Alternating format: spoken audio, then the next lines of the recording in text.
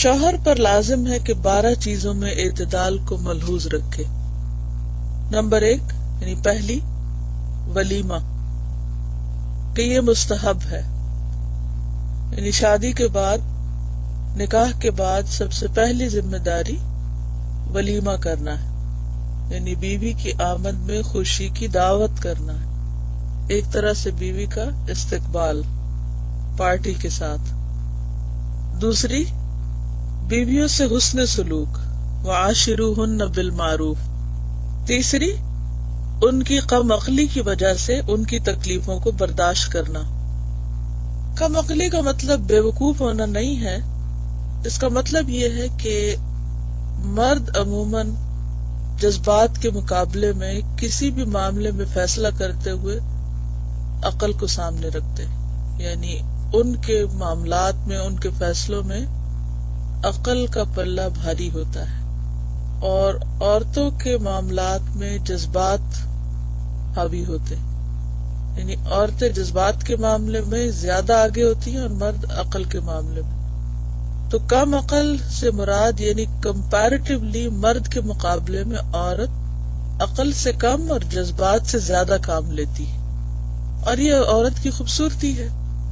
اسے یہ سوچنا کہ یہ عورت کے لیے بدصورتی ہے تو یہ بات درست نہ ہوگی، کیونکہ کچھ کام انسان عقل سے کرتا ہے اور کچھ کاموں میں جذبات ضروری ہوتے ہیں. خاص طور پر بچوں کی پیدائش، ان کی تعلیم و تربیت اور ان کی طرف سے آنے والی تکلیفوں کو سہنا، اور سہنے کے بعد پھر ان کے ساتھ محبت، شفقت اور مہربانی کا سلوک. اور سب سے بڑی بات یہ ہے کہ اللہ تعالیٰ نے جس طرح ہمیں پیدا کیا ہے اسی میں ہمارے لیے بھلائی ہے. اس کی ایکسپٹنس جو ہے وہ انسان کو اللہ کے نزدیک محبوب بناتی ہے. ضروری نہیں کہ قیامت کے دن کوئی شخص اپنی عقل کی وجہ سے اللہ کا زیادہ محبوب ہو، یا کوئی شخص اپنے جذبات کی وجہ سے. دیکھا یہ جائے گا کہ کس نے اپنی عقل کو کہاں استعمال کیا، اللہ کی اطاعت میں کیا یا اللہ کی نافرمانی میں، یا یہ کہ کس نے اپنے جذبات سے کیا کام لیا، اللہ کی نافرمانی کے کام یا اللہ کی فرما برداری کے کام. تو چونکہ عورت بہت سے معاملات میں عقل سے بڑھ کر جذبات سے کام لیتی ہے تو اس میں بعض اوقات معاملات خراب بھی ہو جاتے ہیں، اور بعض اوقات دوسرے کے لیے رویہ تکلیف دہ بھی ہو جاتا ہے، کیونکہ جذبات جو ہے ایک سیلاب کی طرح ہوتے ہیں. تو اب دیکھیں کہ جو سیلاب ہوتا ہے اس کے فائدے بھی بہت سے ہوتے ہیں، لیکن بعض اوقات وہ تکلیف دہ بھی ہوتا ہے. تو صحیح حدیث میں ہے کہ عورتوں سے اچھا سلوک کرو، کہ وہ پسلی سے پیدا ہوئی ہیں، اور پسلی کا سب سے ٹیڑھا حصہ اس کا اوپر کا حصہ ہے. اب یہ ہے کہ پسلی سے کیسے پیدا ہوئی، تو ہم نے تو پیدا نہیں کیا نا کہ ہمیں پتا ہو، اور نہ ہمیں پوری طرح ایکسپلین کیا گیا، بس ہمیں بتا دیا گیا اور ہمیں ماننا ہے. اور بعض اوقات یہ کہ ایک بات کو سمجھانے کے لیے ایک مثال دی جاتی ہے کہ آپ دیکھیں کہ جسم میں باقی ہڈیاں جو ہیں وہ سیدھی ہیں، یعنی عمومی طور پر جیسے ہاتھ کی ہڈیاں ہیں، بازو کی ہیں، ٹانگوں کی ہیں، پاؤں وغیرہ، لیکن اس کے مقابلے میں جو پسلی ہے اس کے اندر ایک کرو ہوتا ہے. تو یہ اسی طرح عورت کا معاملہ بھی. تو کہا کہ اگر تم اس کو سیدھا کرنا چاہو گے تو توڑ دو گے، اور اگر چھوڑ دو گے تو وہ ٹیڑھا ہی رہے گا، کیونکہ پسلی کا حسن ٹیڑھا ہونے میں ہے، اس کا حسن سیدھا ہونے میں نہیں ہے. اب دیکھیے کہ اگر پسلی کی ہڈیاں سیدھی ہو جائیں تو پھر حال کیا ہو. یعنی ان کے ٹیڑھا ہونے میں ہی انسان کے اندر کے تمام اعضاء جو ان پسلیوں کے اندر ہیں، دل ہے یا پھیپھڑے ہیں یا جو کچھ بھی ہے، وہ سب پروٹیکٹڈ ہیں. تو پسلی کے ٹیڑھا ہونے کے اپنے کچھ فائدے ہیں. تو اگر کوئی شخص پسلی کو سیدھا کرنے پہ لگ جائے گا تو اس کو فائدہ کوئی نہیں. اسی طرح یہ ہے کہ عورت کے مزاج کے اندر کچھ چیزیں ایسی ہیں، جیسے بعض اوقات ہٹ درمی یا کوئی ایسی خاص بات کہ جو اس پہ اڑ جاتی ہے، تو اس کو اس سے ہٹانے پہ طاقت صرف نہیں کرنی چاہیے، اس کے مزاج کو سمجھنے کی کوشش کرنی چاہیے. اور چونکہ اللہ نے پیدا کیا اور اللہ نے بتا دیا ہے کہ اس طرح پیدا کیا ہے میں نے، اور وہ اسی طرح ہوگی، اور تمہارا اس میں امتحان ہے اور تم اس کے ساتھ اچھا سلوک کرو. ضروری نہیں کہ وہ ہر چیز میں تمہاری مرضی اور تمہارے طریقے کے موافق ہو، تو یہ دراصل مردوں کے لیے ایک امتحان ہے، اور اس میں عورت کا فائدہ ہے، اور اس کو رعایت یہاں دی گئی کہ اس کے اس موڈ اور اس مزاج کی مرد کو رعایت کرنی چاہیے۔ معلوم ہونا چاہیے کہ عورت کے ساتھ حسن خلق صرف یہ نہیں کہ مرد اس کو تکلیف نہ دے، یعنی اسے ہرٹ نہ کرے، بلکہ اصل حسن خلق کیا ہے؟ اس کی تکالیف کو برداشت کرے۔ یہ اعلیٰ درجے کا اخلاق۔ تکلیف دینا تو درکنار، اگر تکلیف پہنچے تو اس کو بھی برداشت کرے، اس کے غصے اور جوش پر حوصلے سے کام لے، کیونکہ عورت جلدی غصے میں آتی اور اس کا کلام، گفتگو اور بہت سی چیزیں جو ہیں وہ جوش پر مبنی ہوتی ہیں، ہوش سے زیادہ۔ تو ان سب کو برداشت کرنے کے لیے پھر ایک بڑا دل چاہیے ہوتا ہے، اور رسول اللہ صلی اللہ علیہ وسلم کی پیروی کرے۔ صحیحین میں حضرت عمر رضی اللہ تعالی عنہ کی حدیث ہے کہ نبی صلی اللہ علیہ وسلم کی بیویاں آپ سے سوال و جواب کرتی، یعنی انہیں بولنے کی، بات کرنے کی اجازت تھی، کوشچن کرنے کی اجازت تھی، حالانکہ آپ اللہ کے رسول تھے اور آپ جو کچھ پیش کر رہے تھے وہ اپنی طرف سے نہیں تھا، اللہ کی طرف سے تھا۔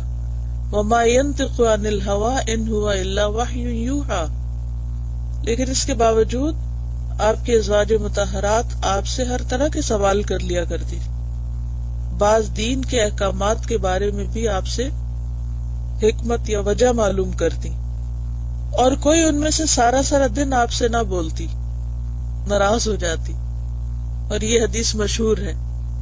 تو اس سے کیا پتہ چلتا ہے کہ یہ عورت کے مزاج میں ہے، ناراض ہو جانا، خفا رہنا، اور مرد کو چاہیے کہ اس معاملے میں وہ حوصلے سے کام لے اور اس چیز کو برداشت کرے۔ چوتھی یہ کہ اس سے ہنسی مذاق کرے۔ نبی صلی اللہ علیہ وسلم اپنی بیویوں سے ہنسی مذاق کرتے تھے۔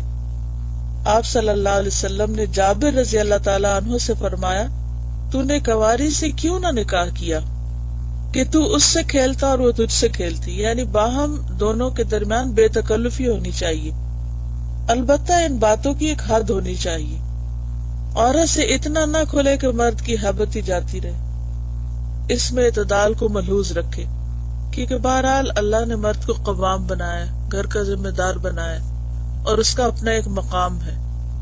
فرینکنس اور فری ہونے کا مطلب یہ نہیں کہ انسان دوسرے کے مقام، مرتبے سے اس کو پامال کر کے روند کے آگے بڑھ جائے کہ میں تو، یعنی اس سے ناجائز فائدہ نہ اٹھائے۔ حضرت عمر رضی اللہ تعالیٰ عنہ کے متعلق مروی ہے کہ آپ اپنے کسی عامل پہ ناراض ہوئے تو آپ کی بیوی نے کہا، اے امیر المومنین، آپ اس پر کیوں ناراض ہوتے ہیں؟ فرمایا، اللہ کی دشمن، تیرا اس معاملے سے کیا تعلق؟ تو ایک گڑیا کی طرح ہے، کچھ دیر تجھ سے کھیل لیا جاتا ہے پھر تجھے چھوڑ دیا جاتا ہے۔ اب ہو سکتا ہے کہ آپ میں سے بہت سے لوگوں کو یہ حضرت عمر کا قول پسند نہ آئے۔ پہلی بات تو یہ کہ اس کی کوئی تاریخی حیثیت مجھے نہیں معلوم ہوئی کہ کہاں یہ کوٹ کیا گیا۔ بہرحال اگر یہ درست بھی ہو تو حضرت عمر کے مزاج کا سب کو معلوم ہے کہ وہ کسی کے ساتھ بھی رعایت نہیں کیا کرتے تھے۔ پھر یہ کہ وہ اپنے کسی عامل پر ناراض ہو رہے ہیں تو ظاہر ہے کہ یہ ایک حکومت کا معاملہ ہے، اور خواتین عام طور پر ایسے معاملات کی گہرائی کو نہیں پہنچتی، تو جب بیوی نے اعتراض کیا تو انہیں یہ اعتراض اچھا نہ لگا اور وہ غصے میں آ گئے، اور آگے جو کچھ انہوں نے کہا وہ غصے میں کہا۔ اب اگر غصے میں ایک شخص کا کوئی کلام نقل کیا جاتا ہے تو ضروری نہیں کہ وہ کلام حجت ہو اور اس کو انسان بنیاد بنا لے اپنے باقی اعمال کی، یہ کوئی نبی صلی اللہ علیہ وسلم کی حدیث نہیں ہے۔ اور ویسے بھی آپ کو معلوم ہے کہ عربوں کے ہاں دور جاہلیت میں عورت کے ساتھ کس قسم کا سلوک کیا جاتا تھا، اس کی کیا ویلیو تھی۔ اسلام نے آ کر اس کو عزت اور مقام دیا اور ماں کے قدموں تلے جنت رکھی۔ تو یہ حضرت عمر کا قول جو ہے، یہ حضرت عمر ہی کا قول ہے، یعنی حضرت عمر کا قول ہے، ایک صحابی کا قول ہے، اور ان کی اپنی ذاتی رائے۔ اس کو سامنے رکھ کر اگر یہ کہا جائے کہ عورت کا تو اسلام میں کوئی مقام نہیں اور اس کا تو مرتبہ ہی بڑا حقیر ہے اور وہ تو بس ایک ایسے ہی کھیل کی چیز ہے، تو ان باتوں کو بہت زیادہ اہمیت نہیں دینی چاہیے. بنیادی طور پر یہ دیکھنا چاہیے کہ قرآن و سنت میں عورت کا مقام کیا ہے یا اسے کیا حیثیت دی. اگر ازواج مطہرات نبی صلی اللہ علیہ وسلم سے طرح طرح کے سوال کر سکتی تھی تو اس سے بڑی کیا مثال ہوگی. اور ان کو اپنے جذبات کے اظہار کی آزادی تھی، اپنے ذہنی صلاحیتوں کو استعمال کرنے کی اجازت تھی، تو پھر اس سے بڑی مثال اور کیا ہوگی، اس سے بہتر اسوہ حسنہ کیا ہوگا. قرآن میں یہ تو نہیں کہا گیا کہ فلاں آپ کے لیے اسوہ حسنہ، یہ کہا گیا کہ اللہ کے رسول صلی اللہ علیہ وسلم آپ کے لیے اسوہ حسنہ ہے. پانچویں یہ کہ غیرت میں اعتدال رکھے، اور وہ یہ ہے کہ ان ابتدائی چیزوں سے بھی بے خبر نہ رہے جن کا انجام تباہی ہو، اور حد سے بڑھ کر بدزنی بھی نہ کرے. یعنی عورت کے معاملے میں بہت زیادہ پوزیسو بھی نہ ہو کہ کسی سے بات ہی نہ کرنے دے، حتیٰ کہ ماں باپ سے بھی بات کرنا بند کرا دے. بعض مردوں کو دیکھا گیا ہے کہ وہ بیوی کے معاملے میں اتنے پوزیسو ہوتے ہیں کہ وہ اس کو اس کے بہن بھائیوں سے بھی، رشتہ داروں سے بھی کاٹ کے رکھ دیتے، حتیٰ کہ ماں باپ تک سے بات نہیں کرنے دیتے. حالانکہ اگر غور کیا جائے تو یہ وہی لڑکی ہے کہ جس کو انہی ماں باپ نے پالا ہے، اور وہ انہی بہن بھائیوں کے ساتھ ایک گھر میں پل کے جوان ہوئی. تو اگر اس کو بگڑنا تھا تو وہ پہلے ہی بگڑ کر آتی. اب ضروری تو نہیں کہ شادی کے بعد ہی وہ بگڑ جائے گی یا بگاڑ دی جائے گی، کہ سب سے کاٹ کر بس صرف ایک خاص قید خانے کی سی زندگی اسے بسر کرنے پہ مجبور کیا جائے. تو ہر چیز اب اعتدال میں ہی خوبصورت لگتی.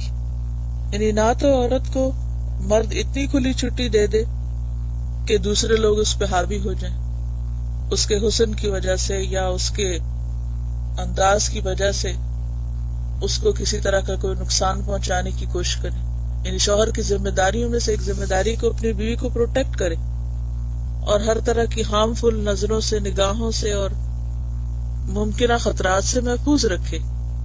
لیکن اس معاملے میں بدگمانی نہ کرے، بدزنی نہ کرے، اور پھر بدزن ہونے میں عورت ہی کو بلیم نہ کرے. یعنی بعض مرد بیوی کو پردہ بھی نہیں کرنے دیتے، اور اگر کسی مخلوط مجلس میں اس کو لے جاتے ہیں تو ان کا سارا غصہ، یہ ساری نظریں بیوی پر ہی ہوتی. خود چاہے جس سے مرضی باتیں کریں ہنس ہنس کر، لیکن اگر بیوی کسی سے بات کر لے تو وہ ان کو بڑا ناگوار ہوتا ہے. حالانکہ بات یہ ہے کہ وہ خود اللہ کے دین کی، اللہ کی حدود کو توڑ رہے ہوتے ہیں اور اللہ کی حدوں کی نافرمانی کر رہے ہوتے ہیں.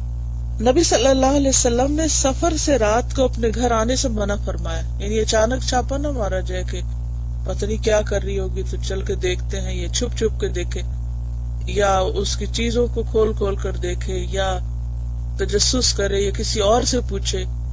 بعض گھروں میں فساد اس وجہ سے ہوتا ہے کہ شوہر اور بیوی کے بیچ میں جب دوسرے لوگ آتے ہیں اور شوہر بیوی سے کچھ پوچھنے کے بجائے دوسرے لوگوں سے پوچھتا ہے، اچھا آج گھر میں کون آیا تھا، اچھا یہ کہاں گئی تھی، اچھا یہ فون پہ کس سے باتیں کر رہی تھی، یا یہ کہ اس کے فون ریکارڈ کرنا شروع کر دے، یا اس کے خط پڑھنے شروع کر دے، یا اس کی کوئی ڈائریز کھول کے پڑھے. تو ہو سکتا ہے کہ اس میں کوئی ایسی بات ہو کہ جس کا کانٹیکسٹ کسی کو پتہ ہی نہ ہو، تو اس سے بہت سے فسادات ہو سکتے ہیں. ان معاملات میں بھی اعتدال ضروری ہے. چھٹی یہ کہ اخراجات میں اعتدال رکھے، نہ تو حد سے بڑھ کر کرے اور نہ بخل سے کام لے. نہ تو یہ کرے کہ پوری تنخواہ دے دے اور پھر اس کے بعد جب بیوی اپنی مرضی سے سب کچھ خرچ کر چکے تو پھر اس پر ناراض ہونا شروع کر دے. اور نہ یہ کہ کچھ بھی نہ دے اور سارے پیسے ماں کو دے دے کہ ماں کا حق زیادہ ہے. بعض مرد حضرات ایسے بھی کرتے. تو یہ دونوں رویے درست نہیں. ہر ایک کا اپنا ایک مقام ہے، اور یہ مرد کا حق نہیں کہ وہ خود تو اچھا کھانا کھائے اور بیوی کو ویسا نہ دے. یعنی خود تو آئے دن دوستوں کے ساتھ ریسٹورینٹس پہ چلا جائے، باہر کھانا کھا لے، اور بیوی کے لیے بنیادی ضروریات کا بھی خیال نہ رکھے، بریڈ بٹر کا بھی خیال نہ رکھے. اس سے دل میں بغض پیدا ہوتا ہے. یعنی عورت کے دل میں نفرت پیدا ہوتی ہے، کیونکہ شوہر کا فرض ہے کہ وہ بیوی کو نان نفقہ دے، جیسا خود کھائے ویسا اس کو کھلائے، یہ اس کا حق ہے. لیکن بعض مرد حضرات اس کی پرواہ نہیں کرتے اور انہیں اس بات کی فکر بھی نہیں ہوتی. اس سے بھی باہمی تعلقات خراب ہوتے ہیں. ساتویں یہ کہ شادی کرنے والا حیض اور اس کے احکام سیکھے. عام طور پر ہمارے ہاں لڑکوں کو اس طرح کی کوئی بات نہیں بتائی جاتی. بہنوں نے اگر نماز نہ پڑھنی ہو تب بھی ان کو جھوٹ بول بول کر مطمئن کیا جاتا ہے.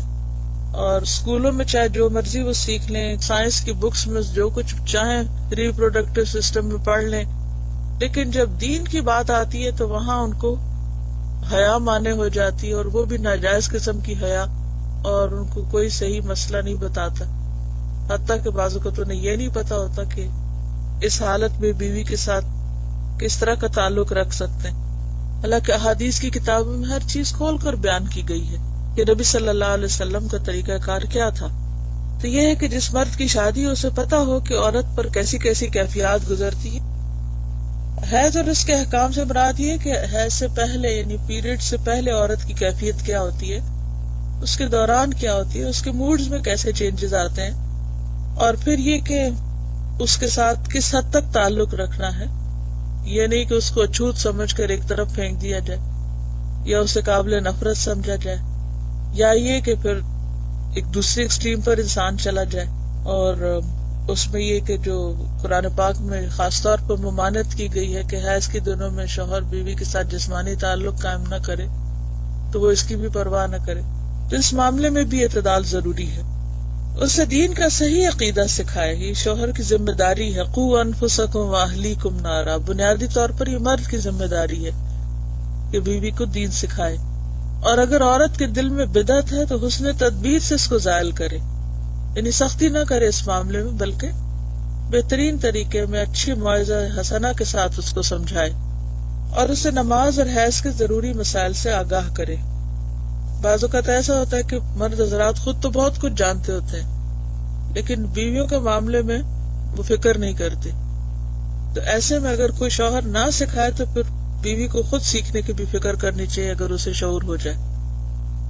اسے بتائے کہ اگر مغرب سے پہلے بقدر ایک رکعت حیض کا خون بند ہو جائے تو اسے ظہر اور عصر کی نمازیں ادا کرنی پڑیں گی. یہ جو بات ہے اس کی کوئی مجھے دلیل سمجھ نہیں آتی. اگر مغرب سے پہلے خون بند ہو جائے، صرف اتنی دیر پہلے بند ہو جائے جتنی دیر میں ایک رکعت نماز پڑھی جاتی ہے، عصر کی نماز تو پڑھی جائے گی، لیکن ظہر کی نماز یہاں انہوں نے شاید غلطی سے لکھ دیا. اور اگر صبح سے پہلے بقدر ایک رکعت خون بند ہو جائے تو اسے مغرب اور عشاء کی نمازیں پڑھنی ہوگی. اس میں بھی یہ ہے کہ جو وقت داخل ہو وہ نماز پڑھنی ہوتی ہے. مثلا ظہر کا وقت ہو گیا اور آپ سوچے اچھا میں ابھی نماز پڑھتی ہوں، اور اتنے میں آپ کو پتہ چلتا ہے کہ اوہ آپ کی تو نماز گئی، آپ کو تو نماز نہیں پڑھنی اب. تو جب آپ پاک ہوں گے تو اس دن کی ظہر کی نماز قضا کریں گے. بہت سے لوگ کہتے اوہ چھٹی ہو گئی، حالانکہ نماز کا وقت داخل ہو چکا تھا. یا یہ کہ آپ نماز کے وقت کے اندر پاک ہو رہے ہیں تو اس صورت میں اس وقت کی نماز پڑھیں گے. یہ نہیں کہ اچھا ابھی تو پاک ہو گئے پھر اگلی نماز پڑھیں گے، یہ نہیں کر سکتے. لیکن یہ دو نمازوں کی جو بات ہے نا یہ کچھ درست معلوم نہیں ہوتی. عورتیں ان باتوں کی پرواہ نہیں کرتی. تو حالانکہ یہ خالصتاً عورتوں کے مسائل ہیں، لیکن یہ بھی مرد کی ذمہ داری میں آتے ہیں کہ وہ عورت کی نمازوں کی بھی فکر کرے. اتنی فکر مردوں کو معلوم ہونی چاہیے اور وہ پوچھیں بھی کہ کیا ہو رہا ہے. اس کا ایک فائدہ یہ بھی ہے نا کہ پھر مرد کو عورت کے معاملات سے باخبر رہنا پڑے گا، وہ اس سے لاپرواہ اور بے پرواہ نہیں ہو سکتا. 8ویں یہ کہ اگر اس کی بیویاں ایک سے زیادہ ہوں تو ان میں عدل و انصاف کرے. رات گزارنے اور خرچ دینے میں برابری ہے، نہ کہ محبت کرنے میں، کیونکہ یہ اس کے اختیار میں نہیں ہے. پھر اگر سفر پر جائے اور چاہے کہ کسی بیوی کو ساتھ لے جائے تو ان میں قرہ ڈالے، نہیں ٹاس کرے، جس کے نام پر نکلے اس کو ساتھ لے جائے، کیونکہ نبی صلی اللہ علیہ وسلم کا طریقہ یہی تھا. 9ویں مخالفت ہے.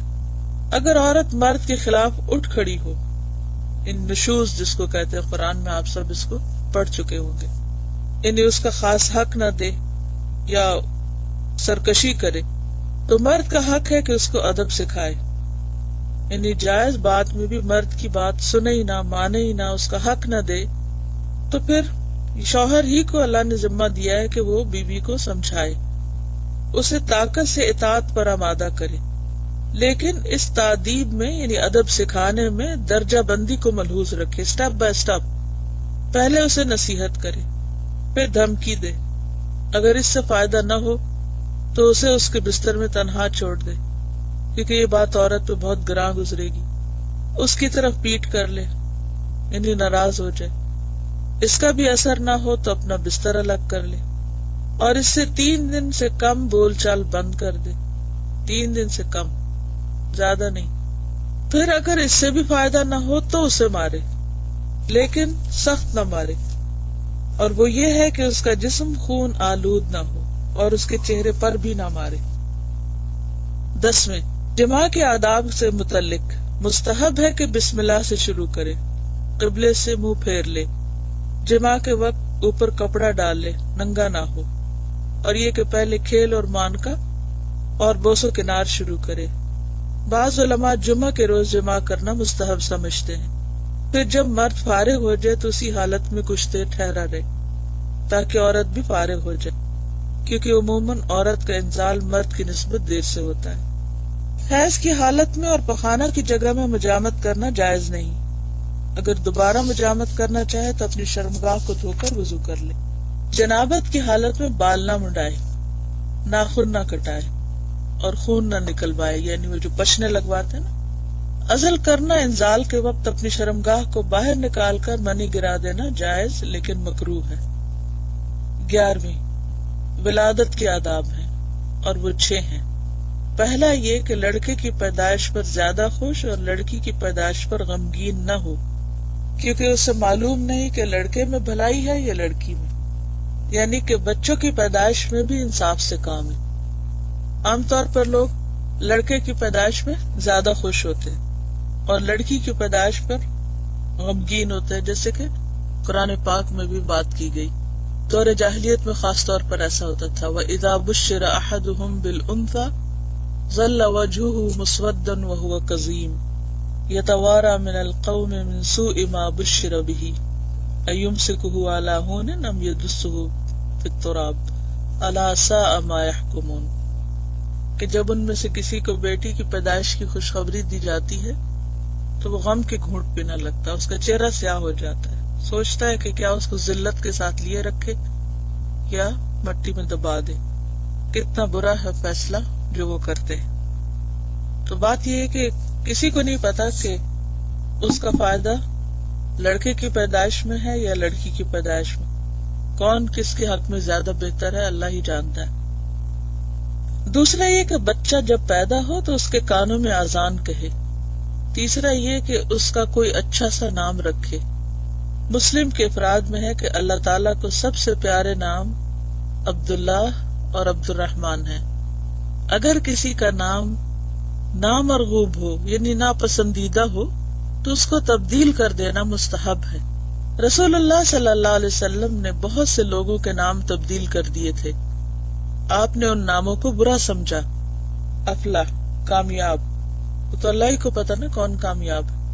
نافع نفع دینے والا، یسار آسانی کرنے والا، رباح فائدہ برکت، کیونکہ اگر پوچھا جائے کہ کیا وہ یہاں ہے اور اگر وہ وہاں نہ ہو تو کہا جائے گا نہیں ہے.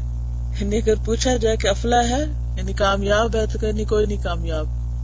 تو یہ بولنا جو ہے یہ بھی درست نہیں. اس طرح نفع دینے والا کوئی نفع دینے والا نہیں، تو یہ ایک اچھا شگون نہیں. چوتھا عقیقہ، لڑکے کے لیے 2 بکریاں اور لڑکی کے لیے 1 بکری. اب اس میں یہ نہیں کہ عورت کی شان کم کرنا مقصود ہے. لڑکی کی پیدائش کو لوگ ویسے ہی ایک بوجھ سمجھتے ہیں، اور اگر یہ کہا جاتا کہ لڑکی کی پیدائش پر 2 بکریاں ذبح کرو تو وہ اور زیادہ مصیبت میں پڑ جاتے. اس لیے یہ دراصل لوگوں کے لیے سہولت رکھی گئی. 5واں یہ کہ اسے کھجور یا میٹھی چیز کی گھٹی دی جائے. 6 ختنہ کرنا. 12ویں بات جو نکاح سے متعلق ہے وہ طلاق ہے، اور یہ اللہ کے نزدیک سب حلال چیزوں میں سے زیادہ ناپسندیدہ ہے. مرد کے لیے مکروہ ہے کہ اچانک ہی عورت کو بغیر کسی گناہ کے طلاق دے دے، یعنی یہ ناپسندیدہ ہے. اور عورت کو جائز نہیں کہ مرد کو طلاق پر مجبور کرے.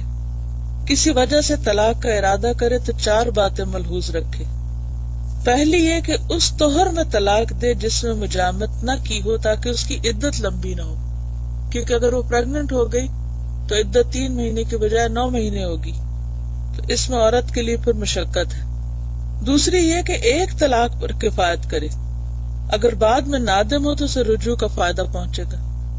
تیسری یہ کہ طلاق کے معاملے میں عورت پر نرمی کرے اور اس کو کچھ سامان یا روپیہ دے دے جس سے اس کا کچھ غم غلط ہو جائے۔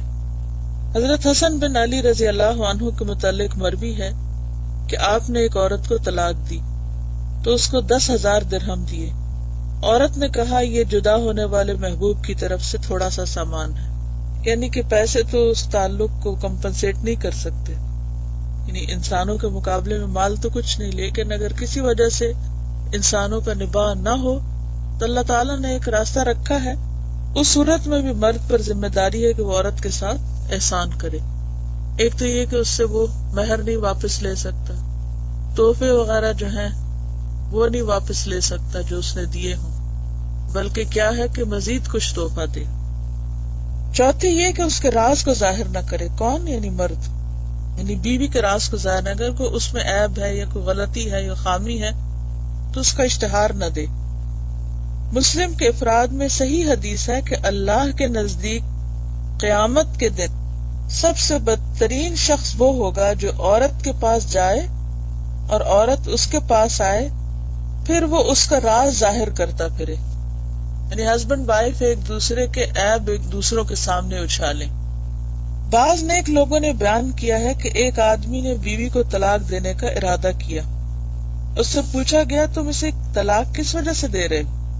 تو کہا کہ عقل مند کسی کا پردہ فاش نہیں کیا کرتے، یعنی تمہیں اس سے کیا مطلب، بیوی کے اندر کیا خامیاں ہیں، کیا خرابیاں ہیں جن کی وجہ سے میں اسے نہیں رکھنا چاہتا، تمہیں اس سے کوئی مطلب نہیں، کیونکہ میں اس کے عیب نہیں ظاہر کرنا چاہتا۔ پھر جب طلاق دے دی تو پوچھا گیا تم نے طلاق کیوں دی ہے؟ تو کہا میرا کسی کی بیوی کے متعلق بات کرنے کا کیا حق ہے، یعنی اب وہ میری بیوی نہیں رہی، اگر وہ کہیں اور شادی کرتی ہے تو کسی اور کی بیوی ہوگی، تو میں اس کی برائی کیوں بیان کروں۔ یہ سب وہ باتیں ہیں جو مرد پر لازم ہیں۔ آداب معاشرت کی دوسری قسم وہ ہے جو عورت پر شوہر کے لیے لازم ہے۔ اب تک آپ دیکھیں کہ 3 صفحے مسلسل مردوں کی ذمہ داریوں کو بتائے گئے، اب کچھ ذمہ داریاں عورت کی بھی ہیں اور وہ تھوڑی ہیں، پھر بھی عورتیں خوش نہیں۔ آداب معاشرت کی دوسری قسم وہ ہے جو عورت پر شوہر کے لیے لازم ہے۔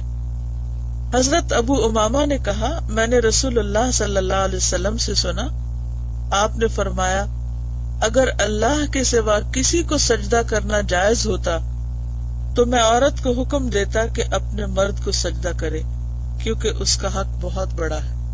یہ حدیث حسن ہے، کیونکہ حسن حدیث سے بھی استدلال ہوتا ہے، تو بات یہ ہے کہ اس سے پتہ یہ چلتا ہے کہ گھر میں جو سب سے اہم مقام ہے، یا گھر کی جو آرگنائزیشن ہے، اس کا ہیڈ جو ہے وہ مرد ہے، اور بیوی کے لیے اور باقی گھر والوں کے لیے اس کی اطاعت اور اس کی فرما برداری جو ہے وہ لازم ہے، الا یہ کہ وہ کسی غلط کام یا حرام کام کے لیے کہے تو وہ پھر جائز نہیں۔ تو یہ جو سجدے کی مثال دی گئی یہ اس لیے کہ بیوی کے لیے لازم ہے کہ شوہر کے سامنے ہمبل ہو، یعنی اس کی عزت کرنے والی ہو، اور اس کا اثر جو ہے وہ پھر بچوں پر بھی ہوگا، کیونکہ اگر بیوی شوہر کی عزت نہیں کرے گی تو بچے بھی نہیں کریں گے، اور پھر بیوی کی مثال سے یا ماں کی مثال سے بچوں کی تربیت جو ہے وہ غلط ہوگی، اور ایک ایسی جنریشن وجود میں آئے گی کہ جس کے اندر ادب، اخلاق، تمیز نام کی کوئی چیز نہیں ہوگی، کیونکہ ماں ایک رول ماڈل بھی ہوتی ہے بچوں کے لیے، زیادہ تر بچوں کا وقت ماں کے ساتھ ہی گزرتا ہے۔ اس ذیل میں اور بھی بہت سی حدیثیں ہیں جو شوہر کے حقوق کی تاکید کرتی ہیں۔ شوہر کے حق بہت زیادہ ہیں، لیکن ان میں سے اہم یہ 2 ہیں۔ پہلا پردہ پوشی اور پاک دامنی، دوسرا قناعت۔ سلف کی عورتیں اسی طرح کی تھی، سلف یعنی پہلے زمانے کی نیک عورتیں، صحابیات، تابعیات وغیرہ۔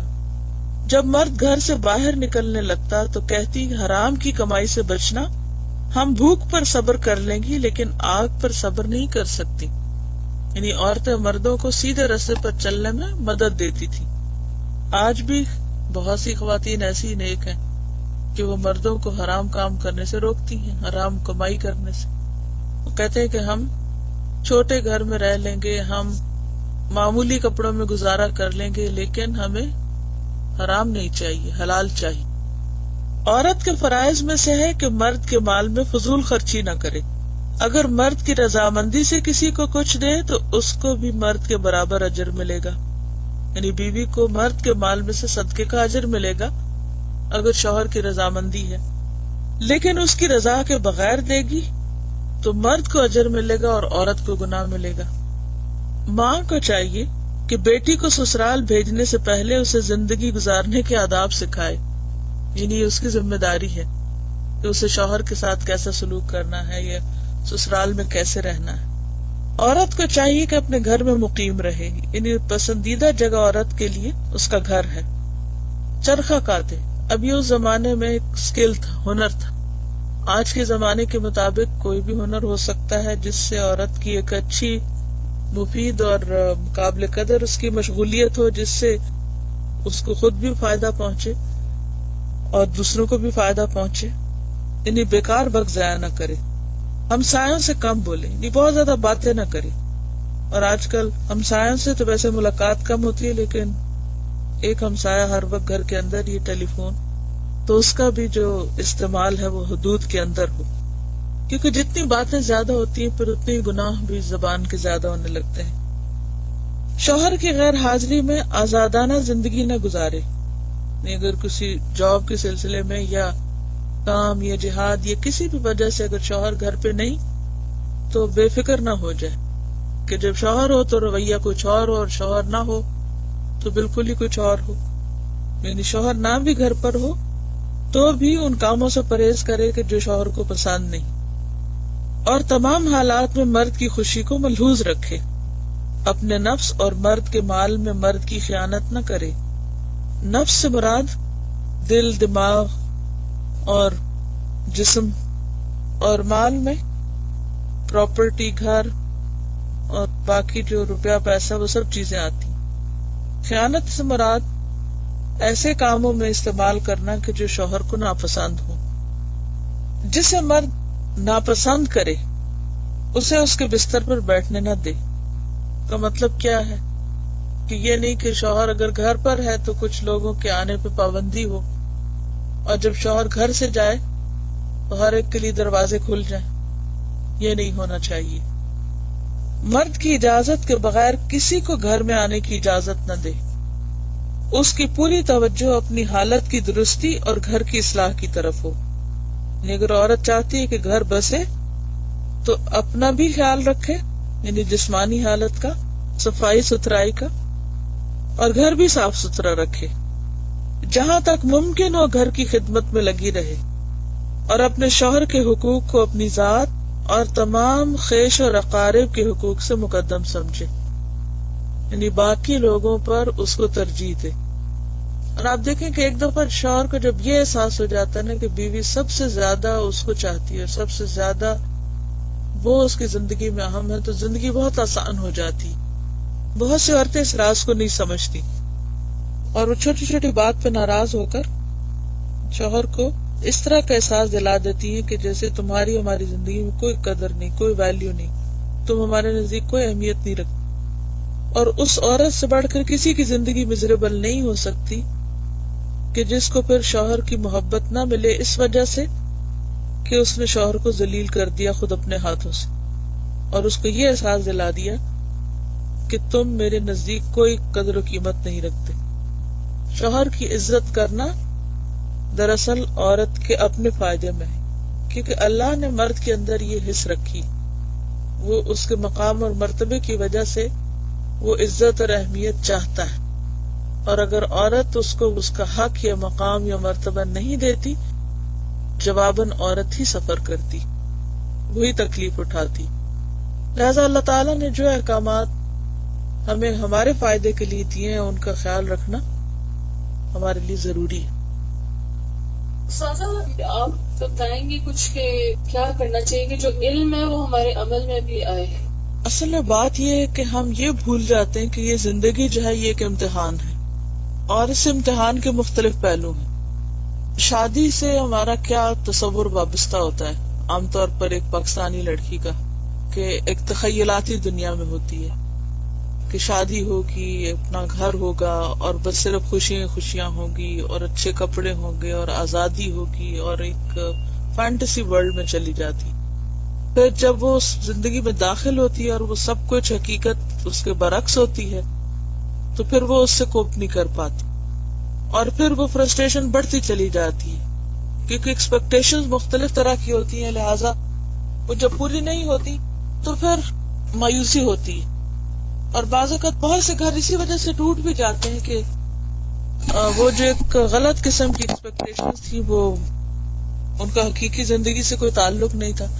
بات یہ ہے کہ دونوں کو ایک دوسرے کے لیے آزمائش بھی بنایا گیا ہے، اور جہاں بھی حقوق اور فرائض کا معاملہ ہوتا ہے وہاں ساتھ ہی امتحان بھی شروع ہو جاتا ہے، اور پھر دیکھا یہ جاتا ہے کہ کون کرتا کیا ہے. تو جب اللہ نے سکون کو جنت میں رکھ دیا ہے تو لوگ اسے دنیا میں تلاش کرتے ہیں، کہاں سے پائیں گے؟ ہم آئیڈیلزم کی تلاش میں رہتے ہیں تو وہ تو یہاں ہو نہیں سکتا. تو لائف کی ریالٹیز کو سمجھنا، اور جیسا کہ اللہ تعالیٰ نے قرآن پاک میں فرمایا کہ یا ایھا الذین آمنوا ان من ازواجکم واولادکم عدوا لکم فاحذروہم وان تعفوا وتصفحوا وتغفروا فان اللہ غفور رحیم. یہ وہ تعلق ہے جس میں دن میں 10 دفعہ ایک دوسرے سے ہرٹ ہو سکتے ہیں، لیکن کیا کرو؟ ان تعفوا وتصفحوا وتغفروا، معاف کر دو، درگزر کر دو، جانے دو، اگنور کر دو، تو تبھی یہ گاڑی چل سکتی.